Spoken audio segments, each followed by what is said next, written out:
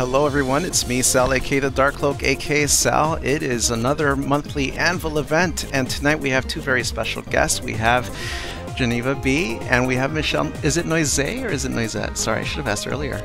Actually, Noiset is the French way to say it, and Noiset is English, so you can say it either way. Either way. Okay, great. So I made it. I didn't stumble too bad through that one. And then tonight we are co-hosting with Mandy, and Mandy will be doing most of the interviewing tonight, and I'll be doing my best to keep up with the chat and any questions you guys might have. We are talking all about children's book illustration and the world of Kidlit in general, and who knows, other tangents as usual. Yes, indeed. So hello guys, how are you guys doing tonight? Oh, great. Thank you again for making time for us tonight. It's really good to have you guys here. Thank you. Thanks for inviting me.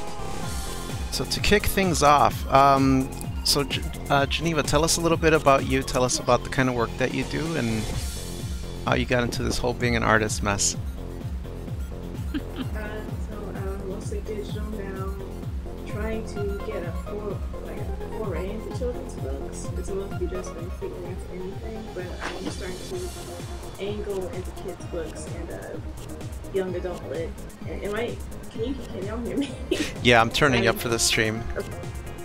Okay, sorry. That's okay. I've been doing this for 3 years now. Freelancing for 3 years. What was the question? just a quick intro. Cool. Is your focus what is your focus, would you say, with your work? Mostly people of color and representation, and lots of fantasy settings. Nice. Mostly. Nice. And what about you, Michele? Tell us a little bit about yourself. I went to school for illustration, and I worked as a freelance illustrator probably for longer than all you guys have been around. I worked for a long time, and then went back to get my graduate degree very late. I felt like I was at a standstill and stagnant, and I went back to grad school and created a whole different body of work, which was really fun. And I moved down here to Memphis from New England, and I have been teaching down here for 5 years. And now kind of trying to balance illustrating and teaching, and it's been a whole new direction, but really, really fun. Nice. That's awesome. Yeah, that's great. So as far as history of your work, Michele, since you're already kind of in it here, do you have like a history of other artists in your family? Did you grow up with other artists? Actually, I have 6 brothers and sisters, and not a one of them is an artist. And my parents were both from Belgium. My grandfather was a chemical engineer, but he taught himself to draw as a prisoner of war in Germany during the war. And he is really the one who inspired me. He taught himself to draw, and so he was always, and he knew I caught the bug, and so he'd always bring me supplies and drawing books, and so I really got into it that way when I was very little. Wow, that's really awesome. How about you, Geneva? Is there anybody in your family that is artistic? My dad used to do art when he was I guess a late teenager, and my sister currently does 3D art. Oh wow, that's awesome. That's awesome. And where did you learn your craft? I think it's self-taught mostly. Okay. I went to community college for a semester. I took a drawing class there, but it's mostly just been staring at other people's stuff and practice, I guess, on my own. I would love a real degree, but it hasn't happened yet. I don't think you need one. Really, yeah, really. I think that, yeah, your stuff is amazing. Degrees aren't everything. Tell us I say that. Yeah, tell us a bit about that, Michele, because that's actually a topic that seems to come up with almost all of our guests, is the subject of schooling and the recommendations against and for it. We'd love to hear your take at it, especially as an educator. Yeah. Mm-hmm. I say wait till you're really old and then go back to school. No, and I'm kind of serious because so many of my students, I teach undergrad, and actually a lot of my students want to know, should they go right to grad school? And I'm like, no way, no way. I feel like going from undergrad to grad is just, you don't even have time to figure out who you are. I think ideally people, and this is my theory, I say if people could go to college at age 30 instead of when they were 18, I think they would really benefit so much more. But of course, nobody could afford to do that. But I think that grad school, I really went back because, like I said, I was really at a standstill and I didn't know where to go with my work. I was bored to tears with myself, and I thought I have to do something. And so it was really great. And I also felt like I had worked. My husband and I always freelanced, and so we'd always kind of worked in a vacuum. You work with the clients, you go after the clients you want to work with. But going back to school, I kept saying I didn't know what I didn't know. Even at a much later date, how much you learn just from working with other people, I think was great. But I have met so many people like Geneva who are so talented.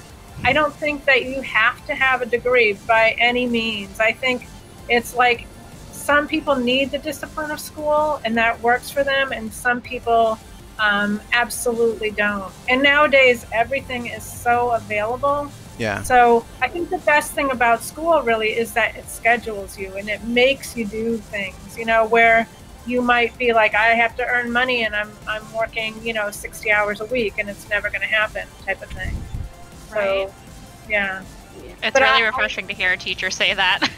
Yeah. Yeah, it is. I know, and I probably not the most popular thing in administrators say it, but yeah, I feel like I meet more people that have been self-taught that are just as good, if not better. So I don't think, and I've met so many people over the course of my career that have come from every different angle you can think of. One of my favorite artists up north, he was an optometrist for 15 years. And then he was like, I am not in the right direction, and went back and started painting. That's amazing. Yeah. Wow. Yeah. I kind of feel like there's hope for you yet. You could be doing something that you're not super thrilled with and really decide that you want to do art, and you can do that. It's your life. So that's a really good thing to touch on. That's what when the students, the seniors, I'm working with the seniors now. I had them work with them today, and they worry like they're not done, they're not polished, they're not perfect. And I'm like, you have your entire life, Is that what? Yeah. It's hard not to be anxious about it, but you don't realize that you can't really envision what your life is going to be like for the next 40 years, and it's guaranteed that it's not going to be like what you picture. Right. Yeah. And the kind of pressures that people put on themselves, the expectations they have of, well, like you're saying, it's making people go to college at age 18, making these big decisions that end up with, I don't know, that could have bought you a house instead. Exactly. Yeah. Doing that at 30 when you have a better idea and making more responsible decisions then. Yep. Yeah, I mean, then you would really know, right? But none of us, I don't think that format would work. But I think that it would be a nice thing if it would. But yeah, I feel like, in terms of grad school, when I went back to grad school, they all said, why are you going back to grad school? And I said, I really want to, figure out other ways to work, other directions. And you were not allowed to say that you might think of teaching. Like that was not, anything that was, you shouldn't be thinking of that. Most people are thinking, especially if they're just graduating from undergrad, are thinking, I'm going to go to grad school so that I can teach and have a career that's going to support me while I do my work. But it doesn't work that way because unless you've been working in the industry for years, they're not necessarily, unless your work is so bang out spectacular, you know, it's hard to get a job that way. Right, and actually this is a really good kind of jumping off point for, you know, jumping into the industry, you know, being done with school, you know, for a lot of people, being done with school and then, you know, trying to get a job or trying to do freelance, you know. So what was your first foray into, you know, wherever you started, whether it was straight up illustration or doing children's books, like what was your first experience in that? Like, I graduated from college and I moved to San Francisco, and the funny thing is I never thought of doing anything but freelancing. Never thought I was going to do. So that's what I've always done, and I just started hitting the pavement. I started making calls, and I was the most awkward, shy, introverted, you know, chicken that you had ever meet. But I tell the students I made like schedules that I would have to stick to, and I think it would be way easier to go to the movies today. I would be tempted, but I made myself like, okay, you know, 5 contacts a day or 5 appointments, and I just I lucked out and started getting work right away. I mean, I just kept bugging people, you know. So, and one of the first jobs I got, this was the first time. Never happened again. I went into, I made an appointment at a publishing company, and went to show my portfolio. And the woman said, "I think I have something for you." And she came back and she said, "I have a book cover." Wow. And I was like, "This is gonna be so easy." Just like that. Never happened again, though. Yeah, that it just she had something right there. So, yeah. That's awesome. How about you? Oh, sorry. That's all right. How about you, Geneva? What was your first, you know, pro kind of job? Oh my gosh. It was probably this year, actually. Wow. Yeah. It's actually, well, no, it was last year.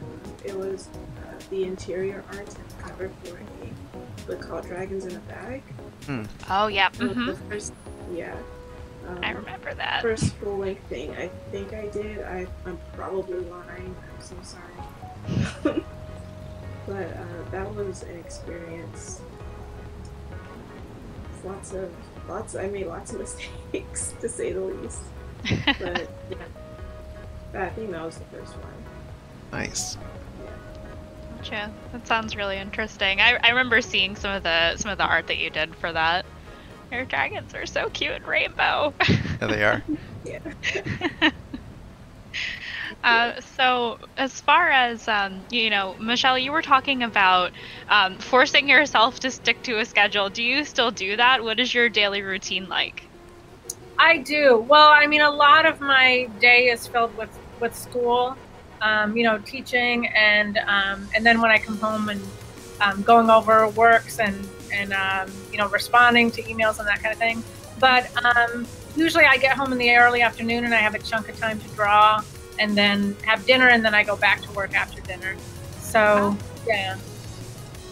And I think one thing that I feel like it's such a silly little thing, but I try to get my students to really doing is using a time, like setting a time.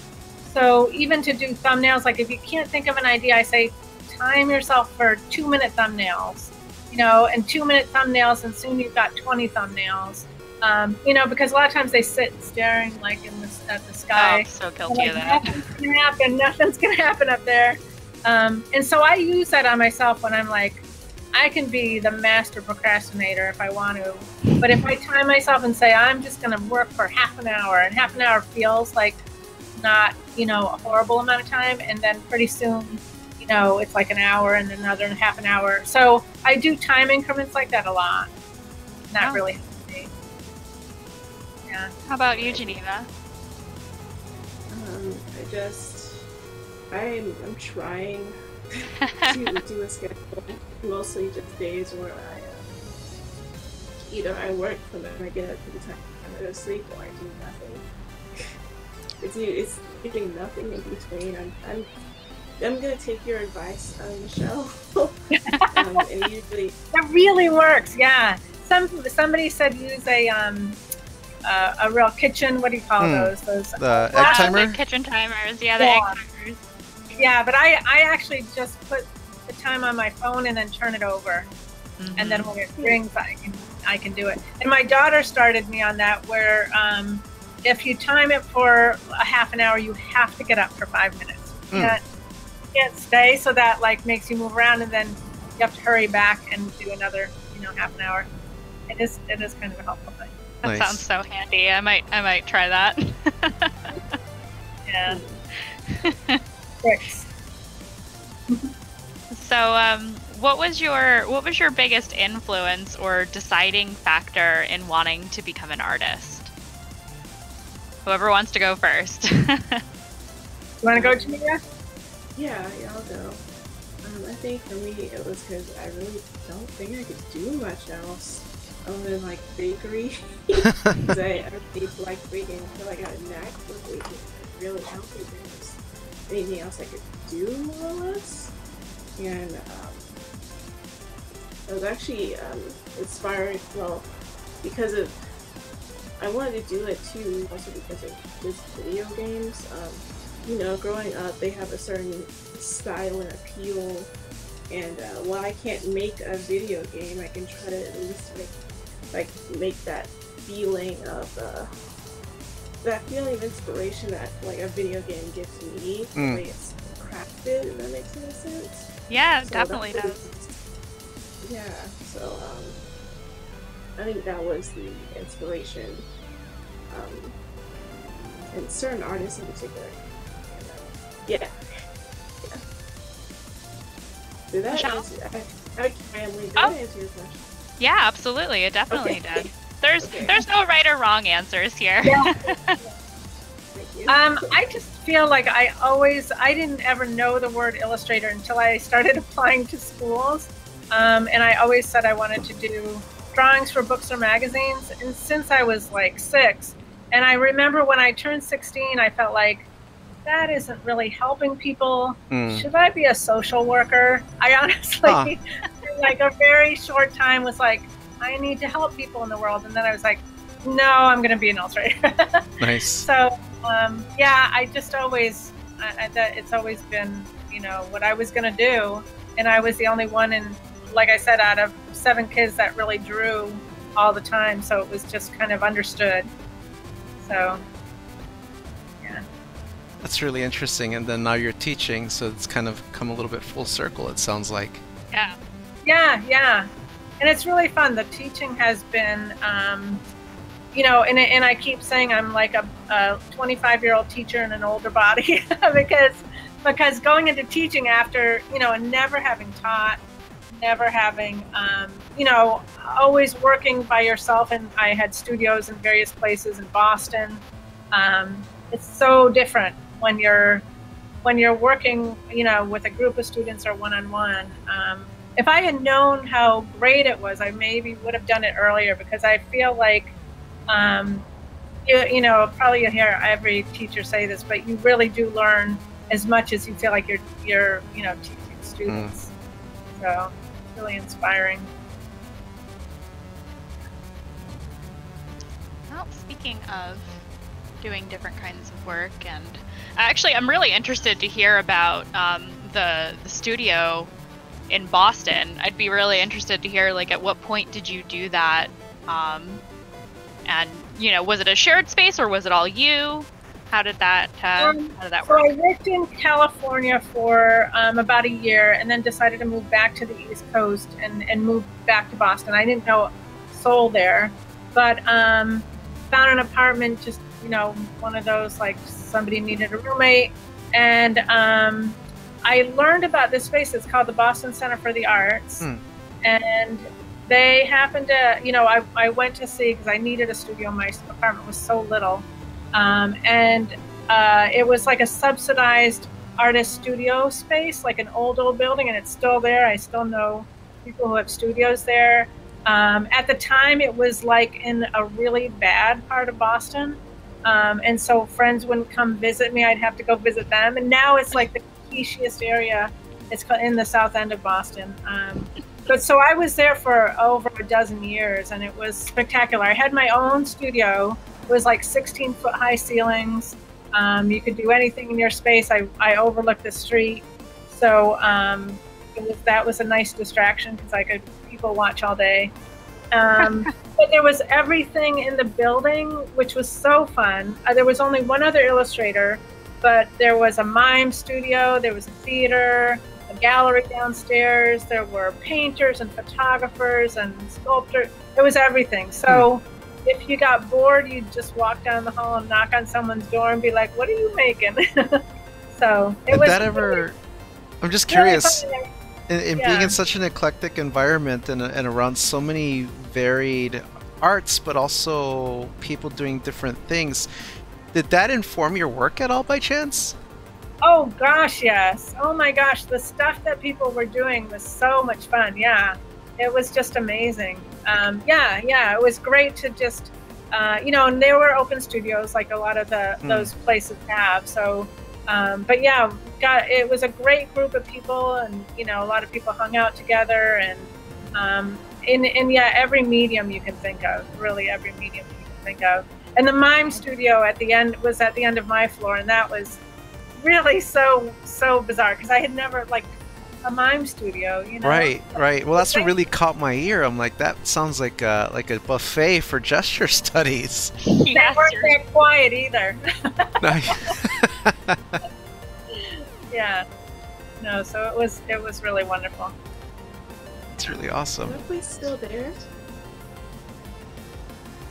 What's that? Is it still there? The Boston Center for the Arts, yeah. Wow. Oh, yeah, that sounds pretty important. It's pretty amazing, yeah. We need more places like that in the world. Yeah, we do. Absolutely. I know.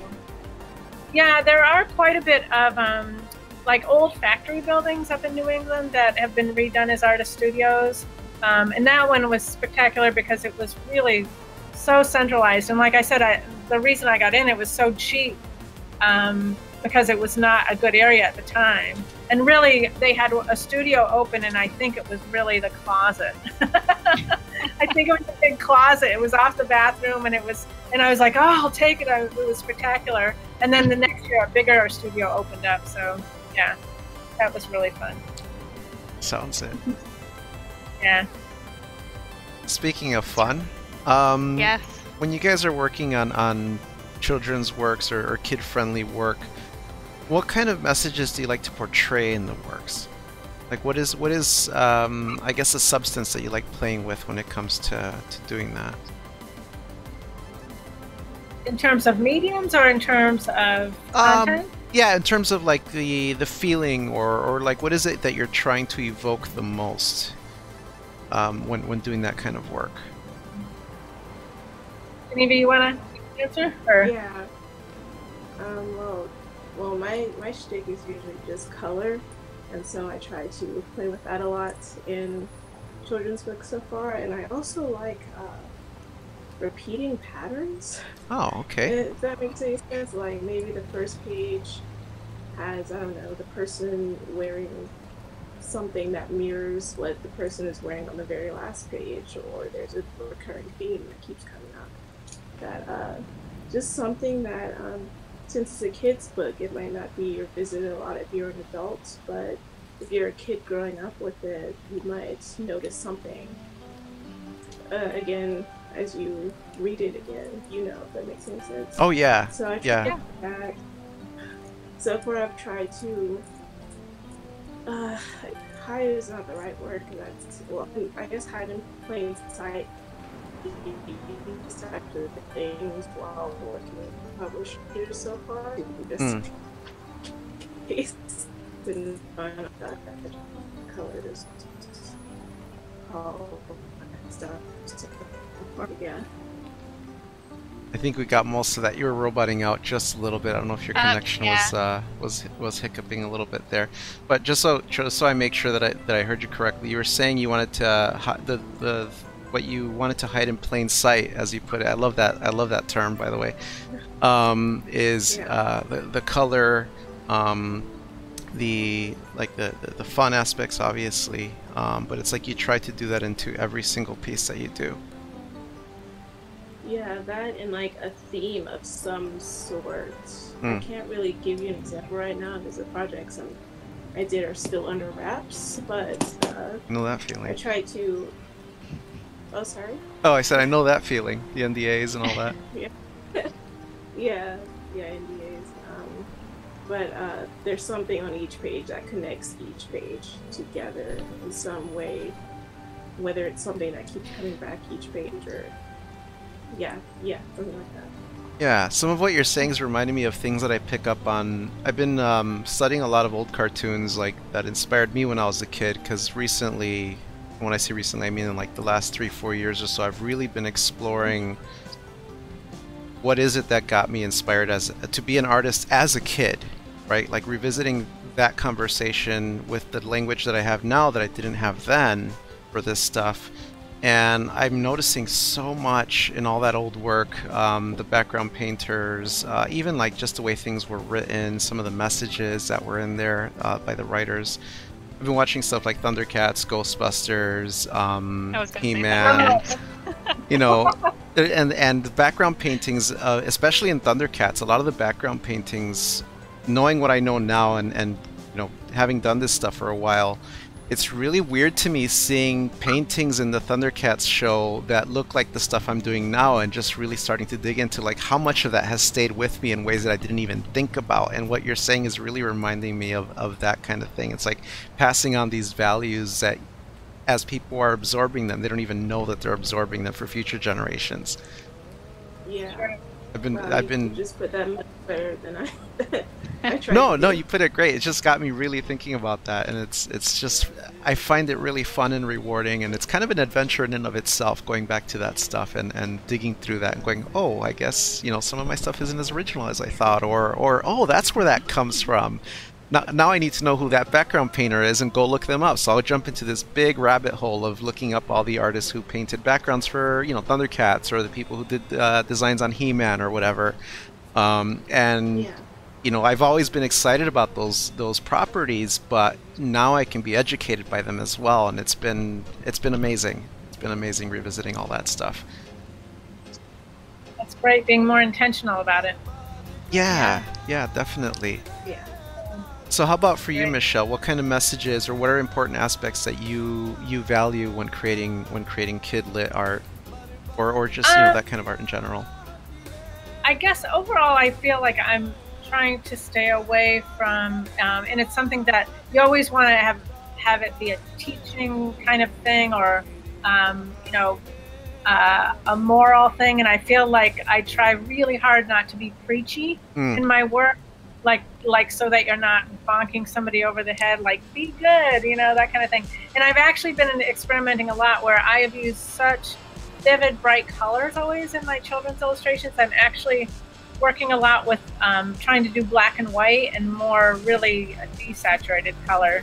So I think it's kind of like just trying different looks and different directions that way. So, yeah.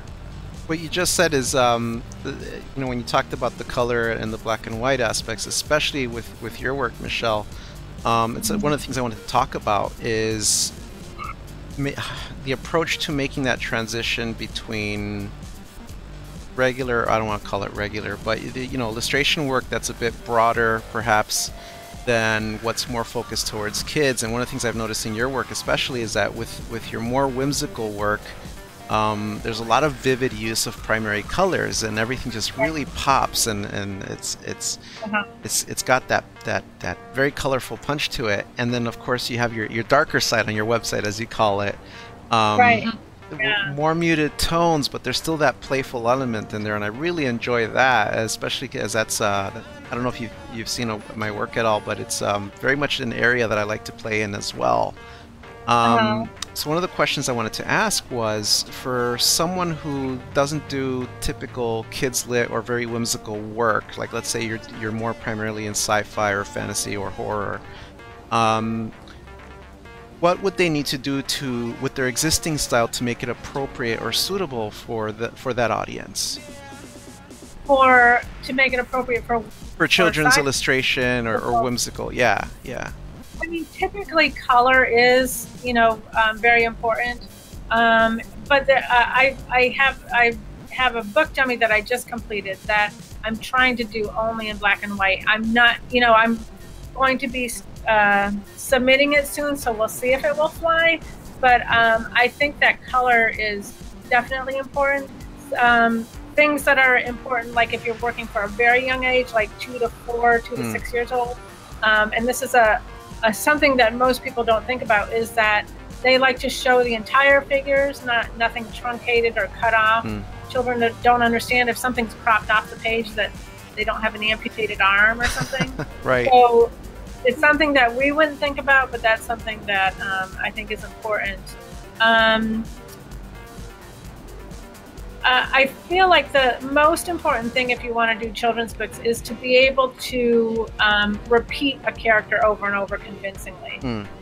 And also a setting convincingly over and over. So many students, they'll have adorable characters, but I say, can you do turnarounds? Can you really make them move? Can you give them different expressions? And so that, using color, I would say, yeah, but you see very subdued color to very vivid color. But more being able to repeat characters, I think, is the most important thing. That's a really great point. Yeah. Because if you can't bring a character to life, children aren't going to grasp onto it because attention span is about yay big. Right. But if you make it real to them, if you make it convincing, like Sailor Moon's a great example of that. And I know Geneva would nod her head and agree because Sailor Moon. Because all of those things were available, turnarounds of the characters and designs of the characters and their outfits and all of that stuff made it so much more real, at least for me as a kid, because that was my big thing getting started. Was I was really, really into like the really old school, like 80s and 90s, early 90s anime, like Sailor Moon, and that was what held my attention. Was it's so lifelike, they're so alive, versus amputated person on a on a page. Right. Yeah. So yeah, that's a really, really great point. So as far as designing characters, compositions, different kind of characters like heroes and villains, are there any like specific approaches that you take when you design different characters? Are you asking me or Geneva or either whoever of you? Wants to jump in first. Yeah. Well, I take the shapes approach. There was some book I had a long time ago, I think it was an animation drawing book, that's like to design a certain character. You say the character's evil, they might have a type they might be triangle based, or if they're good, they're circle based, or something. That's a great way to go, yeah. Yeah, soft versus sharp. I start with that. I start with what color schemes are considered good or bad, and we'll try to turn that a little bit, because any color can be used for generally any type of, not any mood per se, but like a character's characterization maybe. And just start with the shape, maybe colors, maybe attitude of the character. If that makes any sense. Oh yeah. Oh, it does. Yeah. Yeah, I think that's what I think of too, is really coming up with distinctive shapes, and then you can repeat those shapes, like if it's a circle over a triangle or something, and keep those simple shapes throughout. Yeah. Yeah. That's complete. With the more evil the person, the more spicy. How about when does gender of the character come into or impact that approach? Whether you're doing a hero or a villain, or whether you're starting with color or shapes. Do you ever find that being a factor? I don't. I feel like the shape determines the character, the mood, and everything else. So You know, whether it's a gnarly hunchback or a young little kid with a big head or something. I think that I say everything starts with shapes, you know, and really the simple shapes. So you would say that the other stuff is like more secondary as to, you know, where they're from, or whether it's a boy, or whether it's a girl, or whether it's an animal. It doesn't, you know, that part's secondary. It's more about the shape and the impression that it gives. So, I mean, it's funny because I love to, sometimes I do a story and I'm doing it as a kid, and then I think, okay, let me see if I do it as a frog. What will it look like? And it, you know, and it can change everything. So, but I mean, the kid shape can be frog-like too, you know. So yeah, I think it all goes back to shapes always. Right, of course. So, oh, sorry. No, you go ahead. I think I heard somewhere too. I'm super paraphrasing here, but people generally recognize the shape as good or bad first before any other thing. That's a really great point. Yeah. So, do you handle moods or genres differently than you would otherwise? Can you talk a little bit about that? Like within Kidlit, like, you know, Goosebumps, you get a lot of like really gory, gooey, gross, creepy stuff, or, you know, other things like Allie and Gator. You know, it's very whimsical and soft and, you know, pastel-y and just, you know, different kinds of colors, different kinds of mood impressions.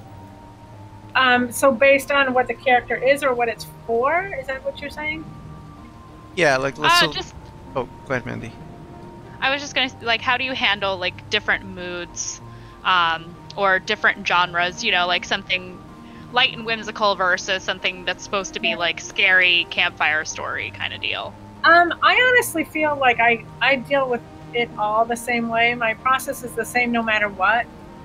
It's the work that is really different. The dark work that I did, I approached that very differently because that was all about the concept and really trying to pare down the idea to the simplest, you know, to the simplest form. Where my narrative work, I feel like I approach it the same whether it's young or old or, you know, in between. And I've done so much work. You know, when I started illustrating, I never defined myself as an illustrator for this or that. I had agents that I worked with throughout the years, but I had one agent in Chicago for over a dozen years, and really she got me advertising and work from design, and she got me children's publishing work. So I really feel like I work it all the same, and whatever's appropriate for the job is what I do, even though I really did work hard to make it all look like my hand. You know what I mean? Yeah.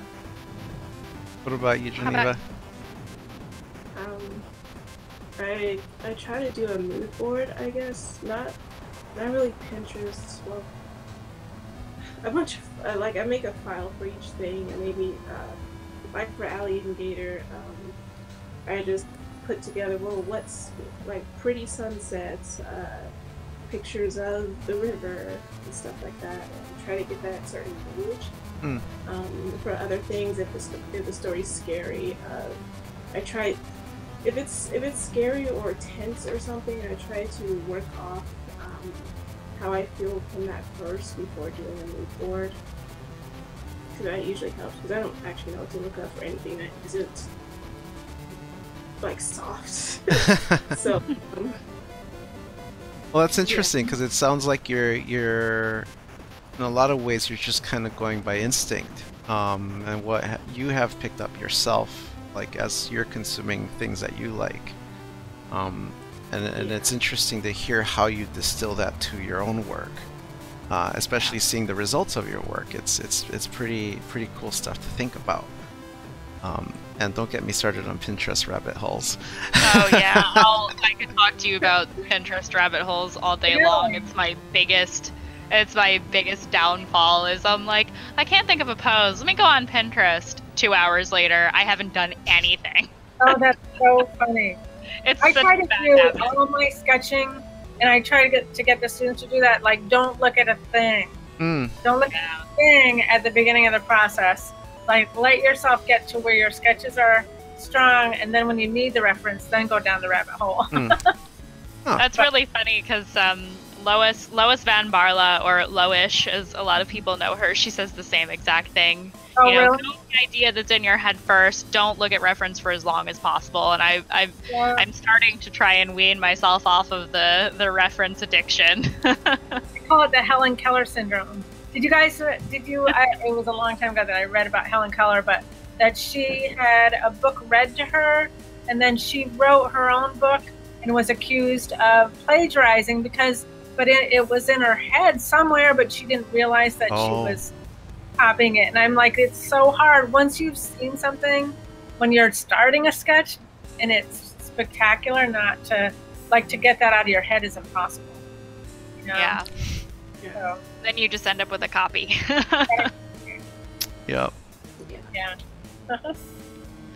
So kind of dialing back to what Geneva was saying, you know, with the mood boards and things, is that also your approach to planning out your palettes? Like how much do you tailor specifically for each project, you know, or story versus, or in your style? Because I know you work with an insane amount of colors, so I'm really curious to hear your approach to the palettes.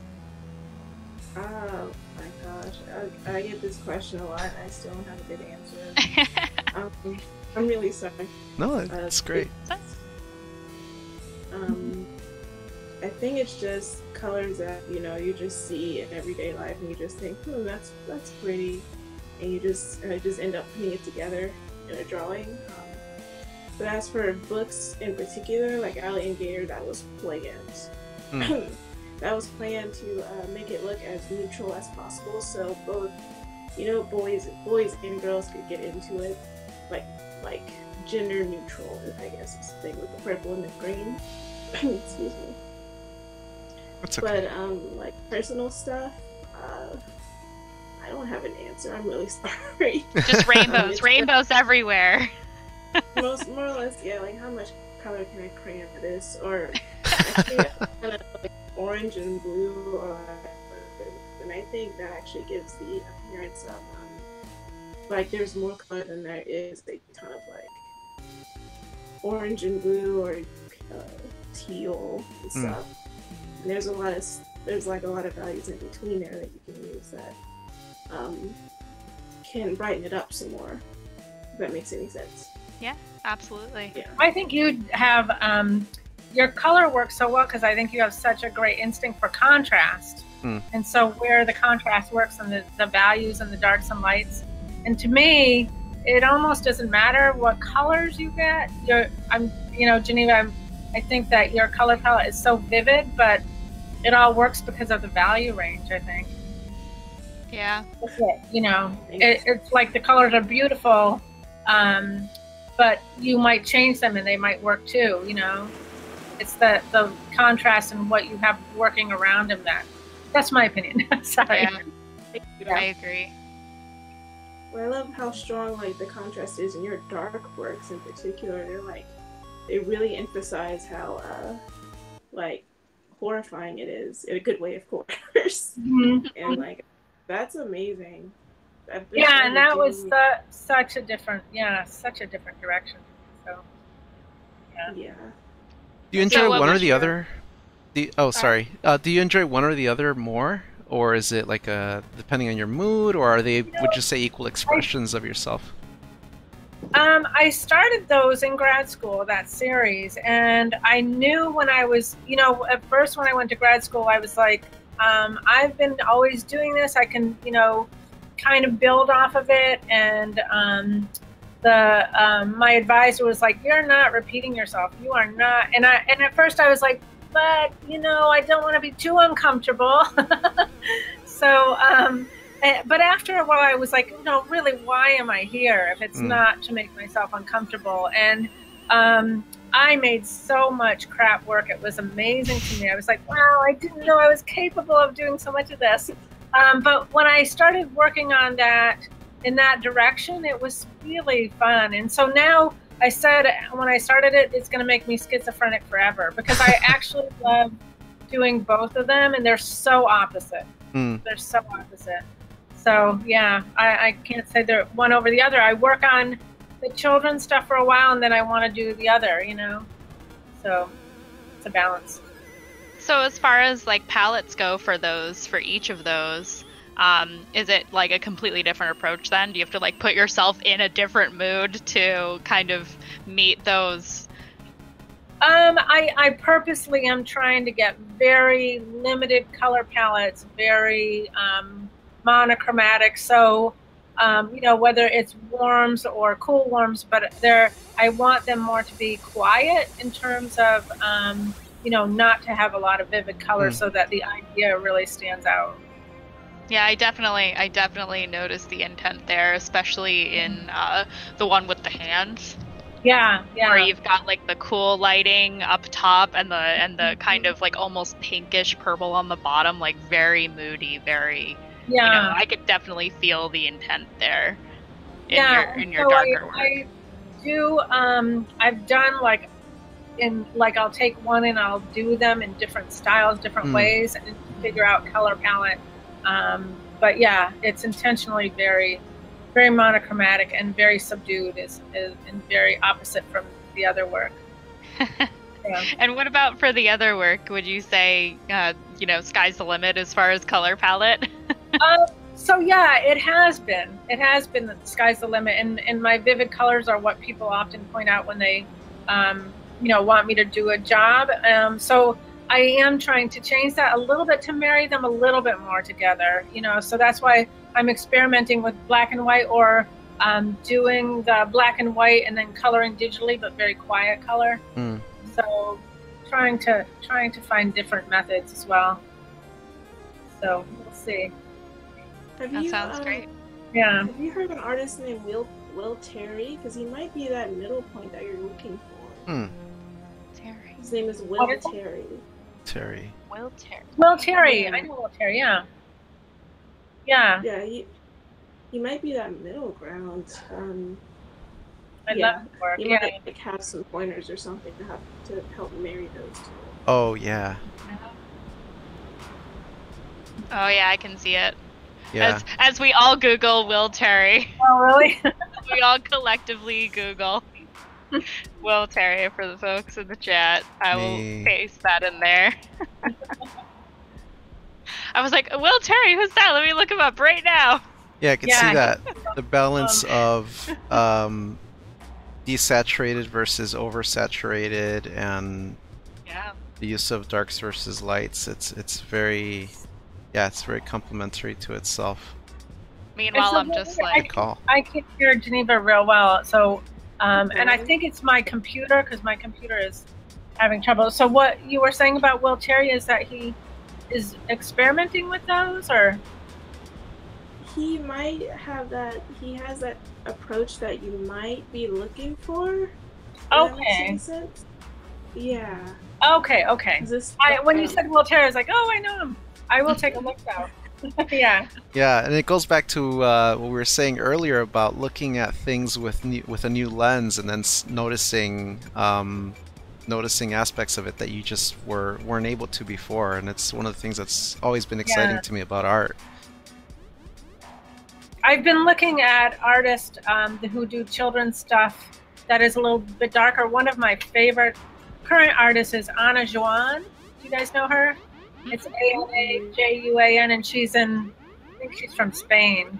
But just kind of that, it's much more European looking, moody and dark, and I just love her stuff. Ooh. Okay. Elena's Serenade, Snow White. Yeah. Okay. Wow. Yeah. Okay, yeah. That's pretty cool. Well, I look at that a lot, just to be like that, you know, not that I'm going that far, right. But playing with that limited color palette and more, you know, shapes and that kind of thing, and less color. When when you say, you know, I don't want to go that far, the first thing I think of is Stephen Gamble, who did the these scary stories to tell in the dark for the folks who are watching who don't know who Stephen Gamble is. You've probably seen Stephen Gamble stuff, and if you have, it's stayed in your head. I promise you, because it's pretty nightmarish stuff. But on the subject of kidlit, I find his work to be really interesting, and I'd like to hear your academic perspective on this, Michele, on Stephen's work and how it managed to pull off being in kids' books. I should pull it up just to take another look at it again. Yeah. His last name is G-A-M-M. G-A-M-M-E-L. Gamel, E-L-L, yeah. A lot of people think You it's know, Gamel. I was such a scaredy cat as a kid. This stuff I would have never slept with the lights off. So I feel like for me, and even I hate to say this, even as an adult, that scares the hell out of me. So Yeah, I no, feel it's... like, but I've known kids like, you know, that are 10, 12, 13 that love to be scared to death. That was Yeah, me. That was totally me. To this Oh day. my God. I saw The Exorcist and I slept with the light on for a year probably. Oh my gosh. Yeah. So I like that work, but what I like, and what I was trying to do with my dark pastels and trying to do now with the children's stuff is not, like, again, not knock yourself over the head horror. Like, the dark pastels are supposed to be more thought-provoking than, like, I intentionally tried to, like, I'm not doing skulls, I'm not doing blood, I'm not doing horror, I'm trying to just get an idea, but it's a powerful idea, so I want to, you know, use the subdued colors. So yeah, in terms of, I mean, I like it, he's definitely very talented, but in terms of that level, it's not really what I'm thinking. Oh, right. I wasn't suggesting it for you. I was just wondering how Stephen's work being so, I mean, it's just flat out disturbing. I just find it really fascinating, and I always have, even when I was reading these books as a kid, that, like, how did this stuff get into a kid's book? Because it doesn't look like it belongs in a kid's book, but it does have a little bit of like a whimsical touch to it. But it's like, I'm just curious, you know, for someone who does it professionally, what their perspective on someone like Stephen's work would be within the world of you know, children's illustration, and how did he get away with it? Yeah, I think it's just different genres. Just like there's different kids, like kids that will watch the slasher, you know, horror movies, and me, who is the biggest chicken who has to be out of the room. I think that there's room for all of that, you know, and I think that you know, there's publishers that there's such a broad range of publishers. You're not going to take your very vivid, cute little characters to a publisher that's going to be publishing Steve Gamble's work, you know? Right. Right. Well, I think there's room for all that. I mean, look at Road Doll. Oh. You know, that was the artwork for that wasn't so dark like Charlie and the Chocolate Factory, but Road Doll's books were so horrifying. You know? Very dark. Yeah, so there's a lot of that, and I think I love that stuff. You know, if I wasn't such a big chicken.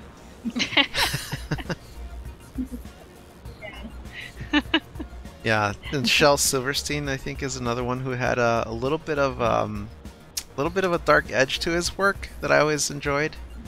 But I didn't really notice it when I was a kid. It's like not until I got older that I went, oh, there's a little bit of an edge here. Edward Gorey? You guys know Edward Gorey? Oh yeah, love Edgar. That alphabet book. I was actually just showing that to my students today. The alphabet book of how all these kids get killed. I actually did an animation on that. I took some of his work and I animated it and did a voiceover for it. I can send that to you later if you like. Yeah. That sounds interesting. Yeah, I mean, that's pretty dark too. Oh yeah, definitely. Yeah. There's room for everything, I think. That's fantastic. Yeah, because and you know, myself as well, like a lot of times when people think about kids book illustration, you always think of the more whimsy, the more bubbly looking things, more colorful. It's really cool, and I think this might be illuminating for people who are watching to, like you're saying, there's room for everything. You know, heck, even like the more modern fantasy art books, there's a lot of dark imagery in those books now, and I think it's always been there, but it's just we pay attention to it in different ways. Well, you know, typically I think that American children's books in the more recent years are, or you know, say in the past 30 years, have been much more censored, much more sweet. Where if you look at European books, they don't have that kind of, you know, they don't have the same feeling. Like if you look at Anna Juan, that is kind of typical or more typical of the look, you know, of books from Europe, I think. So, Interesting. Yeah. We're all just like, oh, we're going to look up some European kids books now after this is over. Absolutely. Yeah. What it's like on the other side of the pond. Yeah. Exactly. So kind of going back to our track of conversation, as much as I absolutely love getting on these awesome tangents where we talk about artists and geek out about different works in the industry. What would you say is the most rewarding part of making children's illustrations, or, you know, kidlit as a whole? Like, what's the best thing for you? What do you love the most about doing it? Geneva, you want to go first? Yeah. Honestly, seeing a kid actually enjoy it. I don't actually know many kids in real life right now, because I actually live in the middle of nowhere, so I couldn't find a kid if I wanted to. but when I'll engage again, that's the most recent thing that's finished that I can actually talk about. Seeing a kid read it for the first time like 3 months ago in a library, it was really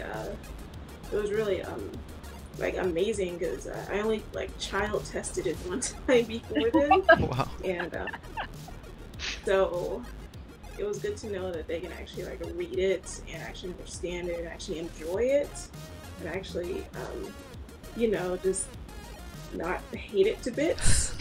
So I think that was the best. That's so far is the best part. Is actually seeing a kid enjoy it and understand it. Yeah. Very cool. That's really lovely. Yeah, I like that. I'm a little bit more selfish. Oh, go for it. I like just I could stay in the process forever. I feel like it's a puzzle, and I love. I say this all the time, that I could just never go to finish. I could just stay in the creation, ideas, you know, figuring things out forever and ever. So that's my favorite part, is like finding a story and then, you know, trying one thing, trying another.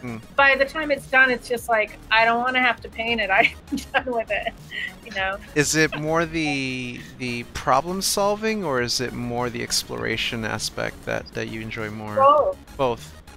I think it's the problem. I love it as a puzzle problem solving, but I also love the process. I love to do sketches and be like, oh, look at this one could work, or look at that, you know. And then I think I'm very anal compulsive. People look at the amount of work that I put into just like one thing, and I'll see like students do just a couple drawings and nail it, and I'm just like, what? Oh. Yeah, I'm not like that. I will work something, and then when I find something, a solution, I'll be like, let me just try it again in other ways. So yeah, I like the process. I'm totally the same way. Yeah. Like, how do you? I'm still dealing with this as a newbie, but how do you like think you have like the best idea for this, and then a publisher says, well, not quite, and you can't think of another idea? Like, how do you deal with that, if you don't mind me asking? You know, I, again, using a clock and writing lists. I'll be like, all right, I'm just writing a list, and I'll spend 10 minutes writing a list, and then I'm going to write another list, and then I start connecting, and that really helps me a lot. Just words, I think, bring up ideas a lot faster. So whenever I'm stuck, I go to words. And then I start, and sometimes it's funny, when I've had a really hard time coming up with an idea, somehow subliminally I can come up with something. So this is a weird thing to say, but I've often, like, I'll call somebody and draw the problem while I'm talking, and all of a sudden something will come out, and that's happened so many times that sometimes I'll do that intentionally. Like, I'm just going to call somebody and keep working on it. Then I'm not, because you get so focused and so like in your head and you can't get out. Yeah. Like doing it as a secondary thing sometimes helps. I don't know if anybody else does that, but Yeah, definitely. Or sometimes someone will look at something that you're trying to figure out and you've been mashing your head against it for a couple of days, and they'll go look at it and they'll go, "Oh, why don't you just do blah blah blah?" And you go, like, "Oh, Face right." palm. yeah, 2 days ago. Yeah, Like, that's staring me in the face this whole time, and I just best. Yep. But you can just move the leg this way. Oh. It's too relatable. What works is, for me, is like not looking at it. It's like I just have to keep diving in and diving in, you know? It's like just, if I step away, I'll start working on something else and I'll be like, oh yeah, that was a problem. So, I have this thing where, like, if I walk away from something, like what you said, you can't walk away from it, you have to keep drilling down into it. If I have to walk away from something, because I do freelance part-time because I have a day job and I'm balancing all of that. When I'm at the day job, I'm thinking about my night job. I'm like perpetually thinking about, like, how can I fix this problem that I keep having, and I think about it all day. It's that's probably a good thing. And then when you get back to it, are you able to? Usually having that space away from it, because I don't get much of a choice, except maybe sometimes like on my break I'll like get out the iPad and like scribble some ideas down. Yeah. But usually, by the time, like, if I spend all day thinking about it, my coworkers are like, are you okay over there? I'm like, I'm thinking, leave me alone. I'm getting my work done. Shh, it's fine. That's interesting. That's pretty different but it sounds like it works for you. Oh, so far. Yeah, if worst comes to worst, I pull out the action figures. I need to get some of those. Yeah, that's seriously just action figures. Just lay them out and then play out the scene, tell yourself the story, and then look for it. I kind of look at it very much like a movie director. I have experience doing film and theater, and I kind of bring that to my action figure plays to figure out what I want to lay out for my scenes. Works. And I have fun because I get to play my action figures. And then you light them and everything? Yeah, sometimes. Yeah. Sometimes I'll light them. Sometimes it's more just to get the positioning and like the 3D, feel for the scene. Or experimenting with camera angles while I'm doing my thumbnails or storyboards for a scene. But yeah, action figures are great. Pull up my a lot of work is already done for you. That's very cool. Very cool. Another one is use your kneaded eraser. Kind of do like a rough sculpt of what you're trying to figure out, and just look at it from different angles, or even if you're trying to get something. You mentioned consistency earlier. Say you have to do, I don't know, gargoyle. You have a gargoyle character. Make him out of clay, and then you have your essentially your model to base off for every single shot of it, and then you can kind of keep consistent that way and all your proportions in check. Really, it's just there's so many different ways you can solve these problems. I just like using action figures. All a puzzle. For the story that the book dummy that I'm just completing, I built a set for the first time ever because I was like, I want to be able to make sure that it looks like it's all happening in the same room. And it's funny because the first sketch I matched up and I was like, oh, I didn't need to do this. But then as I went on, it was helpful. It was a helpful thing. Very much. I felt like, people again were like, you're ain't a compulsive, but it worked for me. So, yeah. All that's fun. So with all that stuff in mind, what advice would either of you guys give anybody who wants to break into this particular market?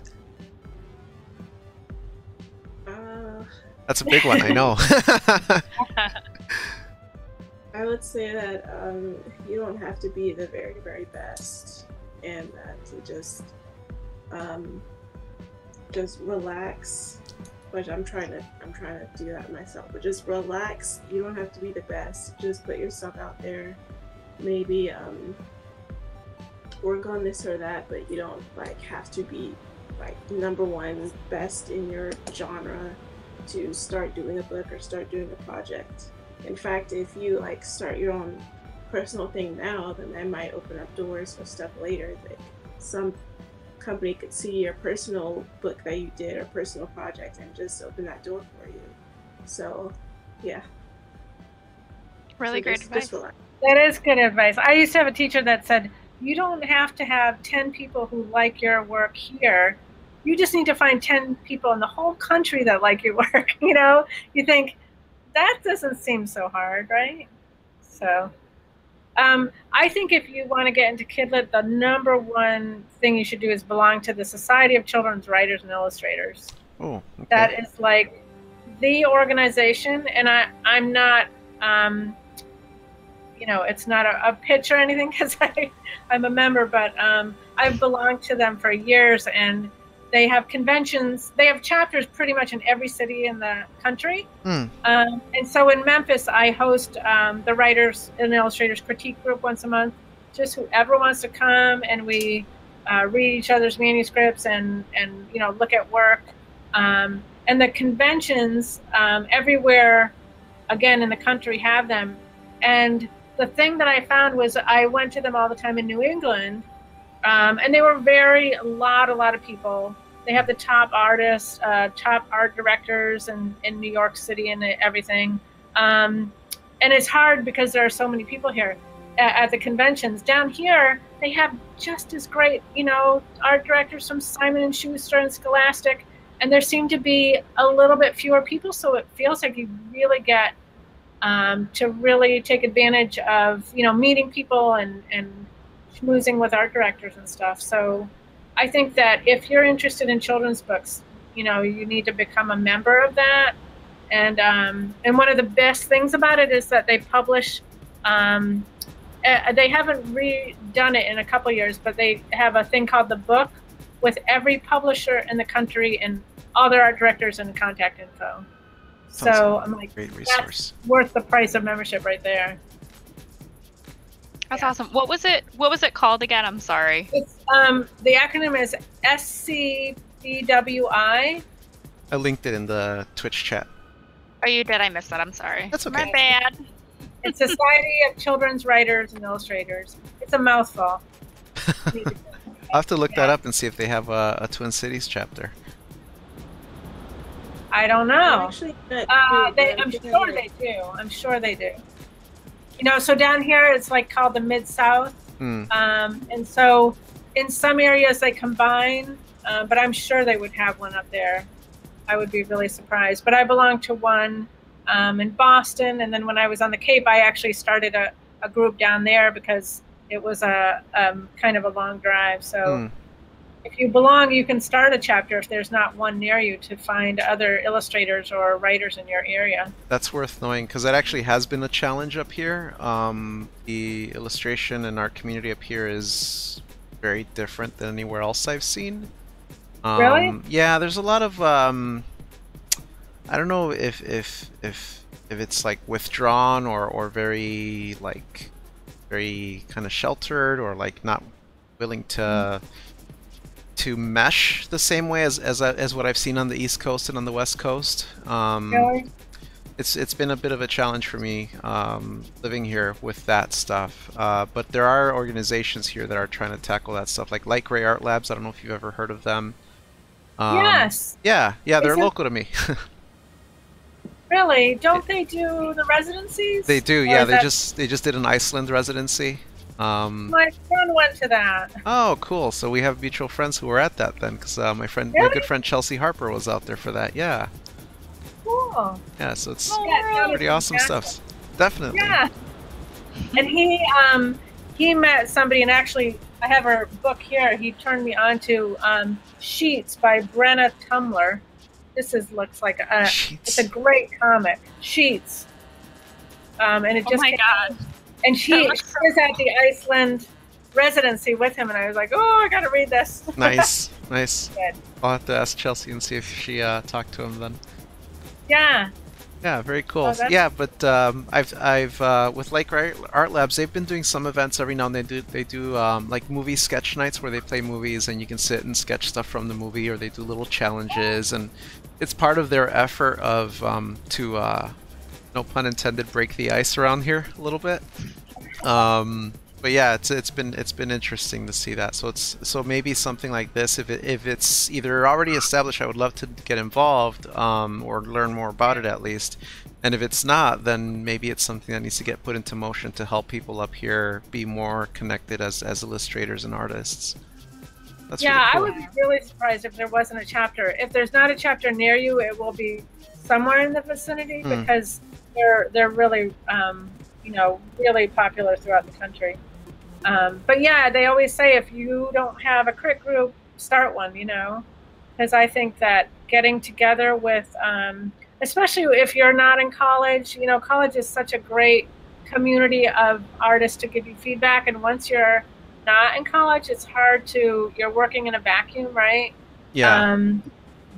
And so I think that just being able to get together and share work, is huge. Oh, yep, there's a Minnesota one. I'm not sure if it's local to Minneapolis, so I'll have to look into that. Okay. It's run by Connect Cook. He's a regional advisor, Cynthia Cerisi, Alicia Swab. Yeah, I'll have to look into it. And so usually there are conferences in the fall or in the spring. And the one happened just in Nashville last weekend, actually, and I didn't go to that one, but there's a spring one. So I'll probably go to that. Thank you for the heads up. I'll definitely look into that. Yeah. Me too. Great resource. I didn't know you could start one, because my nearest one is like 3 hours away. Oh boy. Oh no. Yeah. It's quite far. Yeah, if that's the I'll case look with this into one, I'll definitely be considering that too. So any of our local people here, just hit me up if that happens. And I really don't feel as confident in my writing, and so I host, so I get a lot of writers that come to the group, and I have learned so much just from other members that are really talented writers. That's been really, really helpful. I bet. Yeah. Oh, it's so awesome. I love it. Yeah, it's been really fun. Well, on that note of, connecting and getting with other artists, let's talk a little bit about social media. Media. Yes, indeed. My favorite subject, as all the longtime Anvil viewers know. I push this super hard every time we have an interview. So what is your approach to social media? Just as a whole, is there a platform you prefer over others, or do you have a schedule for it?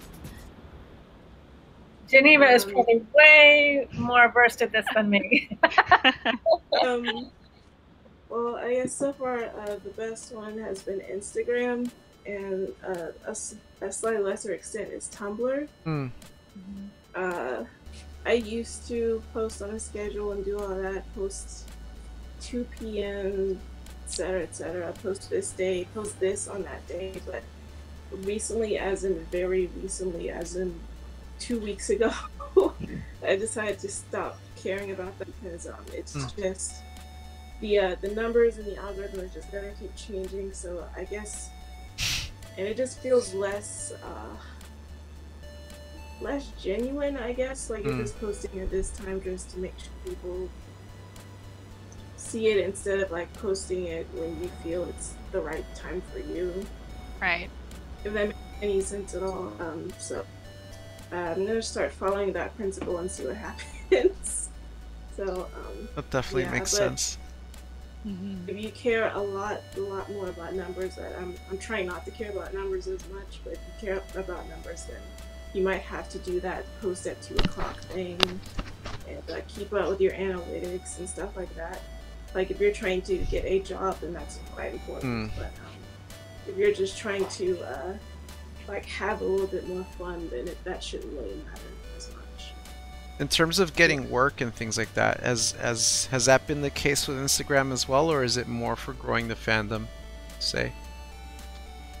It's actually, yeah, I think it's mostly the fandom. I haven't actually got much from Instagram.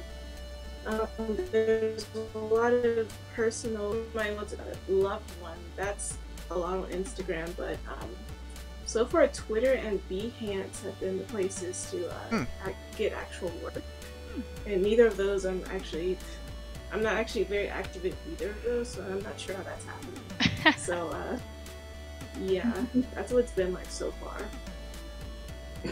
That's Twitter really and Behance. Everybody run to your Twitter accounts, to your Behance accounts. And what about you, Michelle? Like, I know you said Geneva's probably more experienced, but I still would like to hear your take on it as well. Yeah, I mean, I definitely am not strong in social media. I love Instagram. I love Instagram for finding artists. I'm not great about posting consistently, even though I know I know so many of my students like know the time and they do it, every day and all that kind of thing. And I try, but I haven't been very consistent about it. But still, I love the platform, and I love, finding new works, and I love finding new inspirations. So it's the perfect format, I think, because you can just be looking at work. So it's really the one thing that I really look at a lot. But I don't really post anywhere else. I have my website, and typically I've always had agents. And so I guess that's been like, over the years, I've had different agents for different reasons, and kind of relied on them to get work. So, yeah. So for either of you, really, since Michelle, I know you're not, as huge into social media. This is the last social media question, I swear. Do you have any tips for social media interaction or involvement as it relates to your brand? And I know, Geneva, this is really more your wheelhouse, since you have such a large following. Were you asking me or Michelle? Sorry. Both of you. Oh. But we're looking at you. But we're looking at you. All looking at you, yeah. I'm so sorry. What was the question again? Do you have any tips for people who are trying to, up their social media game, as it relates to your brand, like keeping people involved and that kind of thing? None of this advice I really follow as regularly as I should, but try to be courteous to everyone. Just try to, if somebody says something, try to follow up. Which, if somebody has been following my Instagram and knows I haven't been doing that lately, so sorry. But I think that actually helps.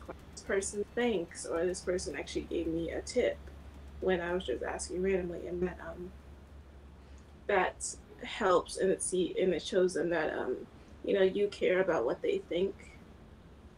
And as I said before, if you actually care about the numbers and stuff, you have to play by Instagram's rules. And that personally has made me a little insane. So that's why I decided recently to just stop it. But yeah, if you have to get jobs or brands or etc., you have to actually play by their rules, unfortunately. Yeah. Do you feel do you have a hard time being able to reply to everybody? Is that ever an issue, finding the time? That's sometimes an issue that sometimes you just have to sit down for an hour and type thank you and answer questions on Instagram, and that's why I'm gonna try to stop doing this. But I mean, I try to show that there means quite a bit to me. And that's the least I can do. And once again, apologizing because I haven't done that. I've been really busy with other stuff, but I think that's quite important. To show your fans some love. Yeah. I agree. Yeah. It's a good way to be. They're the reason why you're there in the first place. So. Yep. Yeah. Yeah. It's good stuff. How about you, Michelle? Any experience around that in particular? I know that you don't really engage in the social media stuff to like the bigger level, but I'm still curious, when you do engage on social media, or even as you're posting your work and everything, how do you, like, what's your approach in terms of how it relates to your brand or interacting with other artists, or like you mentioned, coming across new talent and things like that? And I'm just wondering, like, if you ever like just reach out and actually start creating, you know, like a relationship there, or commenting and things like that.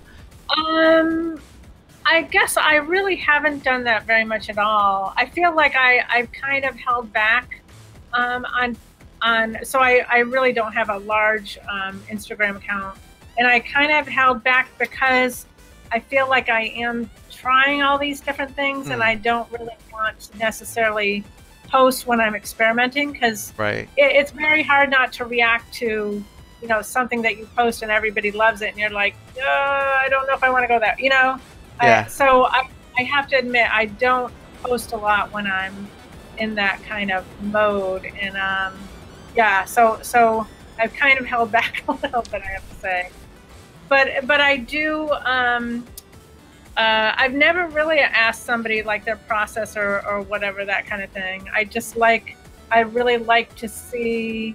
I think like Geneva, people that are really have a lot of followers really are generous, and so I felt like I've never had to really ask it. I feel like they often offer a lot of advice and tips on their materials and that kind of thing. Yeah. So I think it's wonderful. Yeah. So as you sort of curate basically the experience that you're creating on your accounts, you know, kind of like filtering through what you do, the site ultimately ends up there. What is it that you're like? What is your design essentially? Is I guess what I'm asking. Like when you're building your brand that way, and what is it that makes it, and what is it that doesn't make it?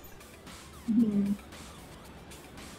I feel like I'm kind of at the same stage as a lot of my students, where I'm trying to decide. I had my dark and my light sides totally separate, never showed them together, never had them on the same website. Recently I put them together, and I don't really think it's working. So, and I think that's part of the reason I'm not posting, because I'm trying to think of maybe doing 2 different series, because it's hard to show my children stuff, and then all of a sudden I show this creepy thing, and they're like, what the heck? Yeah. What is this?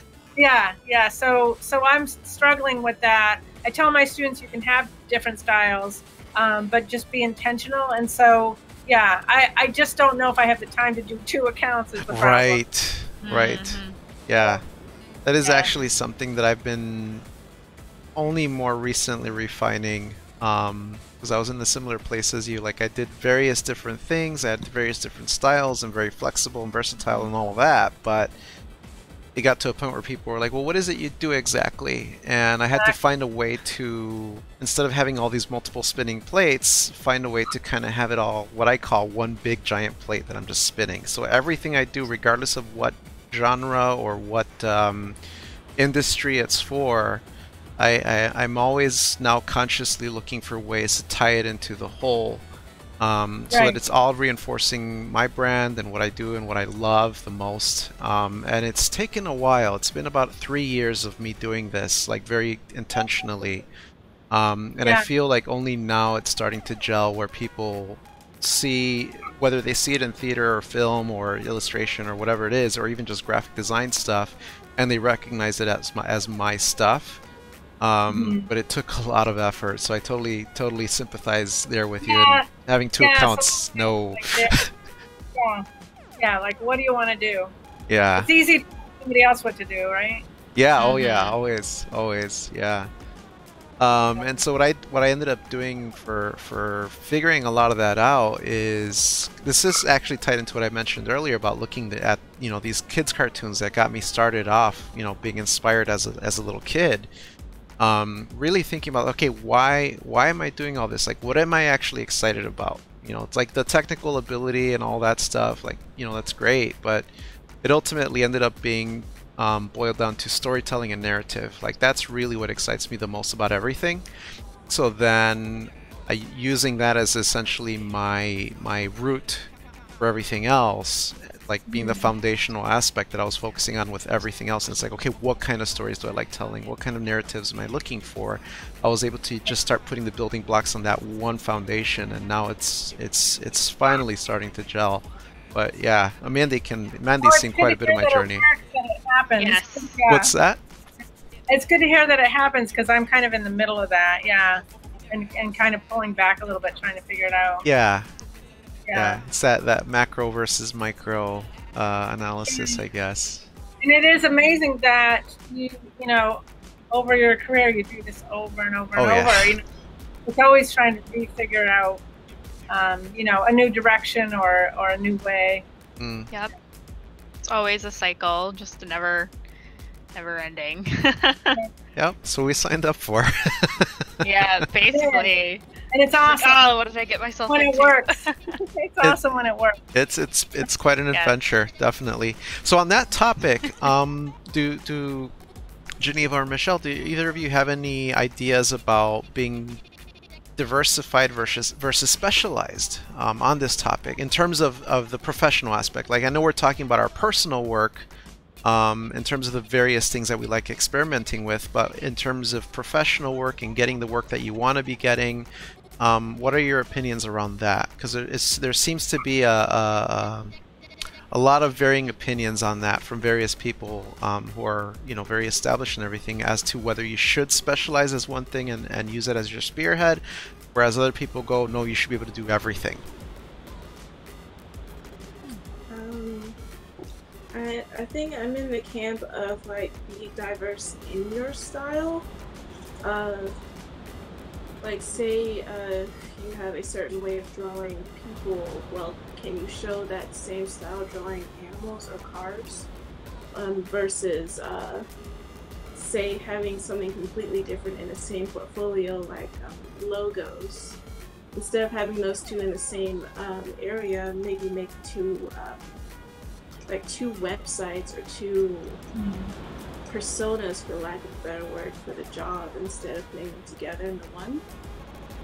But I'm just speaking of personal experience. That's what has been working for me growing up, or trying to find what I want to do, was to, like, separate. If they're just way different from each other, then separate them. But like, different as in different medium, almost, like illustration versus logos. That, yeah.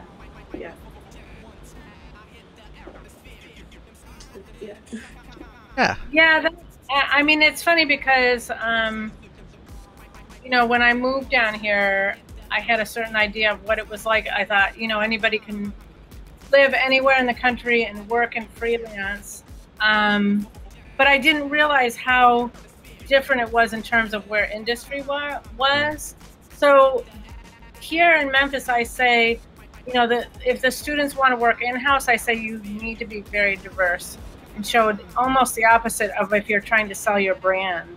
You know, if you're trying to sell yourself, you want to be recognizable as yourself as a freelancer. But if you're working in-house, you have to wear a lot of hats and have a little bit broader skill set. Yep. I kind of think it's all about intention. Like, if you have a few different styles and keeping them kind of grouped. But like I said, I feel like mine right now is not working at all because it's so different. Right. So I think you can have different groupings of styles is if they're kind of close together and they're in the same line. That's what I feel like. Yeah.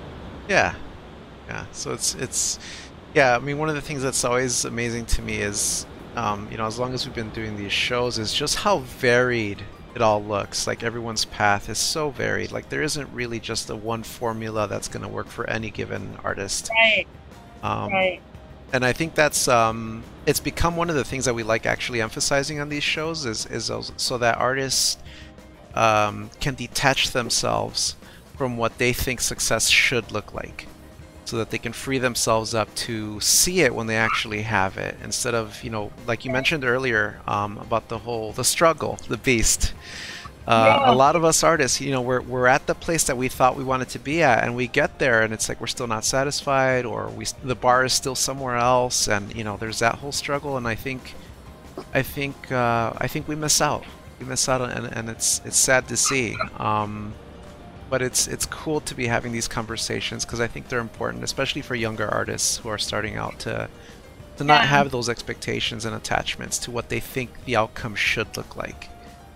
You know, I agree. I think that if you are drawing and creating and just being able to enjoy the journey, that's really the whole thing. You know. Yeah. That and I wished that I could have done that. Like, if you could erase all the worry, right? The worry about paying bills and all that kind of thing. You know, the journey is so much fun. It is. It is. It's a roller coaster, but I wouldn't trade it in for anything else. Exactly. Yeah. Speaking of roller coasters, what have you guys seen change in the industry during your time in it? And this is, you know, I think this is going to be a really great opportunity for us to explore it from different perspectives as well. For Michele, you know, you being an established professional and academic, and then for Geneva, who's kind of more in the social media and like the more modern aspects of what the industry now looks like. I'd love to hear what you guys, what your observations are from your perspectives. Do you want to go first, Geneva? Am I going first? You might have more like, you might have better input right now. I'm so new. What's that? I think, but well, I'm I think so new in it. I think that's actually part of what makes it valuable, is because I think I'm somewhere probably like in the middle for myself in terms of your different exposures to it. But I think, Geneva, it'd be worth hearing your perspective on it because you're coming into this fresh and the industry has changed so much. So it'd be really cool to hear what your experience of it has been, what has changed, and what is during your lifetime in the industry, and seeing trends and seeing, you know, social media, for example, how that has been. It'd be really cool to hear your perspective on it, and as well as hearing Michele's perspective on it, for Michele having seen a larger span of it and how that has unfolded and how how that previous paradigm has been impacted by what is now. I see. Michele, do you mind going first, please? No, not at all. I feel like it's changed so much, but it's also so much the same. So I feel like everything is so much more accessible. Like, when I think of things that I used to have to do just to get a hold of people or to build a contact list, I mean, just being able to sit at home and do everything at home, everything's changed in that way. Like, you have every information at your fingertip, and what surprises me is that people don't always still know how to find things. You know, I feel like you really have to be a Google ninja, you know, to be able to discover things that you just don't know.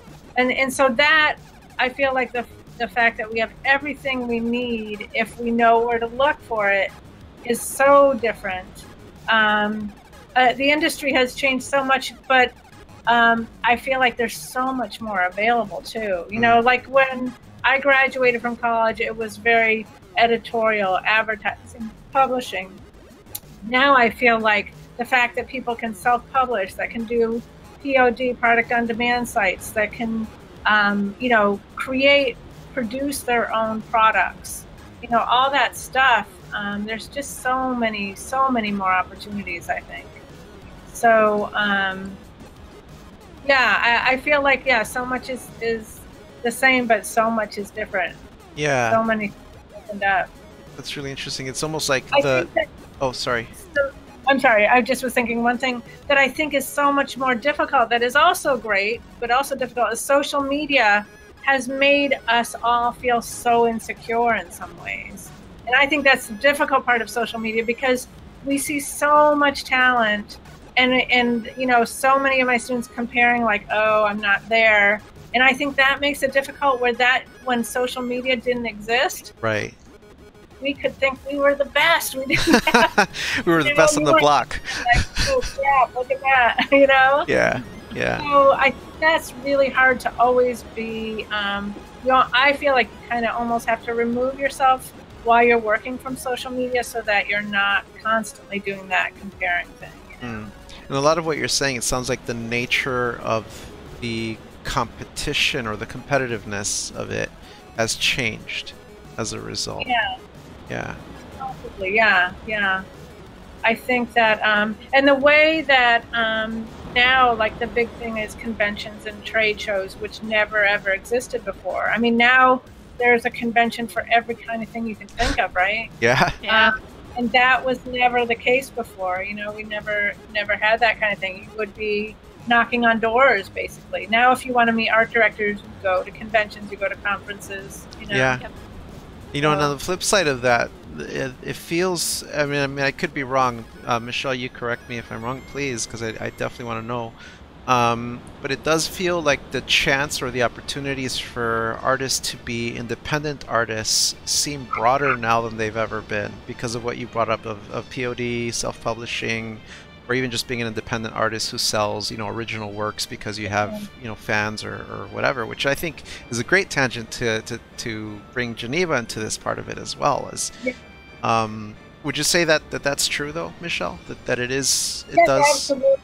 Absolutely, yeah. Because it used to be in the long ago day, like self-publishing was really not considered a good thing. Now, like Geneva, the Kickstarters and the making your own is huge, and you can do it without, you've got the drive to do it. You can do it, So I think that's that's a great thing, nowadays.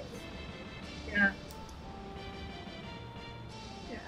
What are your thoughts, Geneva, having heard all of that, of like where it's come from, where it's been, where we're at now, and then your experience of it now, and then what you see for yourself maybe with these tools that we now have? Yeah, I think the internet has been like such a great blessing, and like mostly a blessing, but a little bit of a curse because it's a blessing because you can reach any art director at almost any time, or reach any niche that you want, but at the same time you're competing with everyone else.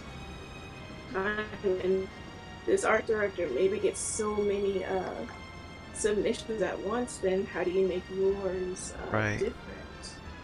And so that's why I think even though you can do anything on the internet, more or less, agencies and such are still a little bit important. Excuse me. That's and good. I had something else I was going to say, and I completely forgot what it was.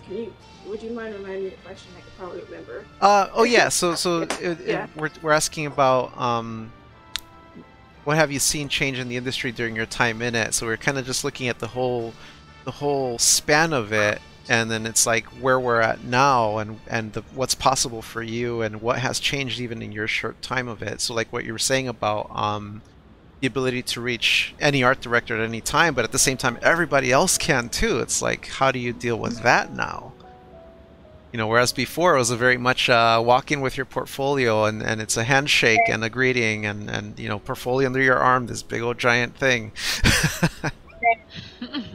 It's still vastly easier because I live in the middle of nowhere in the mountains, and I wouldn't be able to do art at all if it was still back before the internet age.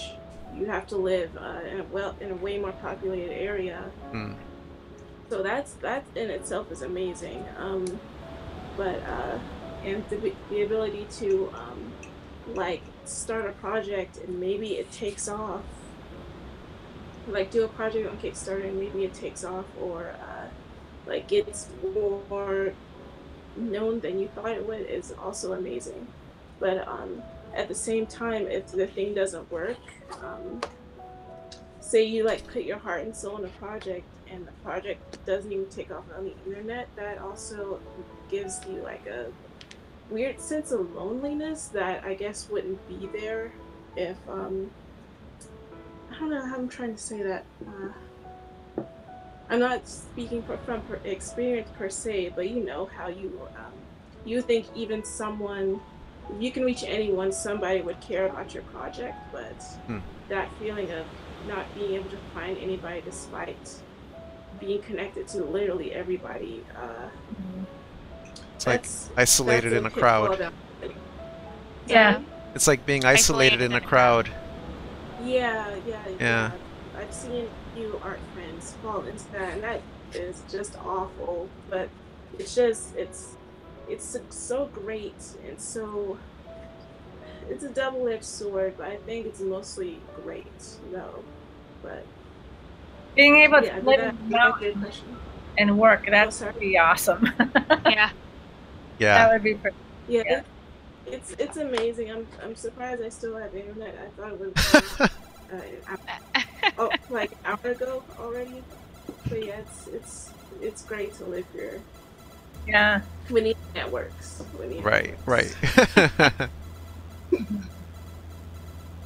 Yeah. That's awesome. So kind of touching on, you know, the industry again, but looking forward now, what excites you about, you know, what you think the future of the industry is going to be? Where do you think it's going, and, you know, what is something that you're looking forward to doing in the future? For myself, I just feel like the just learning new things, learning new technology. It's like we have no idea what is even going to be existing in 5 years, what new platforms. And so I think it's so amazing. And I think that going back to school pushed me in that direction, because like I said, I had worked by myself in my studio for so many years, and I feel like going back to school made me realize like you can always be learning, and there's always more to learn, and there's more things that are being introduced all the time.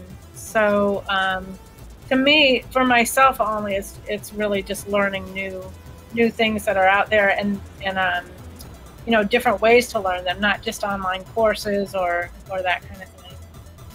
One thing I would love to do is the Illustration Academy in Kansas City. That's one of my pie in the sky things.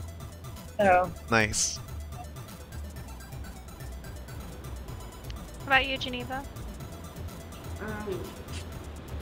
For the future, I kind of just want to keep doing what I'm doing, because this feels impossible. You know, you always hear the starving artists, and the fact that we could do this, like Michele and I and so many other artists can do this, that feels like a blessing and a privilege in itself. So I would just love to be able to keep doing this, and yeah, and possibly going to school too, or taking some kind of official classes would be really cool. But yeah, just be able to sustain this is my #1 goal so far. it is fun to be a student, I have to say. I love that feeling of just, you know, having somebody show you their knowledge, and yeah, kind of fun.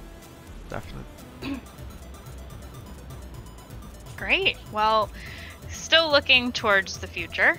Do either of you have any upcoming plans or projects? Do you want to tease any new work that you might be doing? Like, even if you can't tell us exactly what it is, maybe a theme that we should be looking out for on your feed?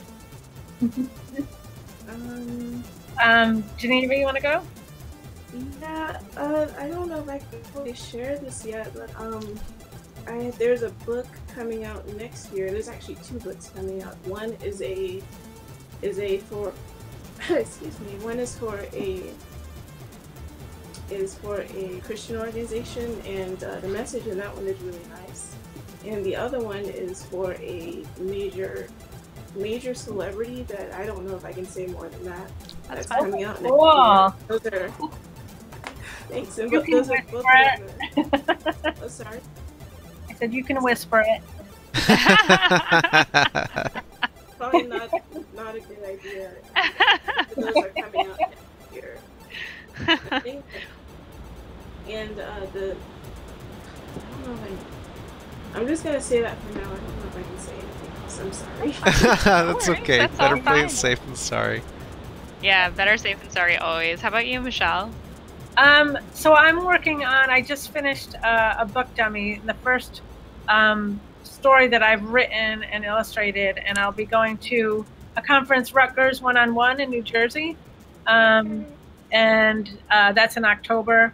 And then after that, I'll be pitching it and hopefully just jumping into doing. I have a couple other stories that I'm going to start building the dummies for. So Nice. That's yeah. So you're gonna have a whirlwind of a month here coming up. Yeah. We'll see what happens. Sounds I'm excited. exciting. Well, Yeah. I hope you keep us up to date on that, because that sounds exciting, and I love your work. So I would love to see where you're going next. Yeah. Yeah, me too. Trying to figure it all out, definitely. Yeah. Awesome. Do either of you have any upcoming events or conventions that we can see you at? I don't know if, Michelle, since you're so busy with like school stuff, I don't know how often you have time for cons and events.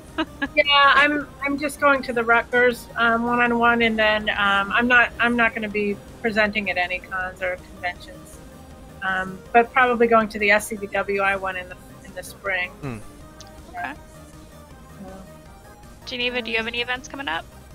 Well, I just did Anime Week in Atlanta. Excuse me.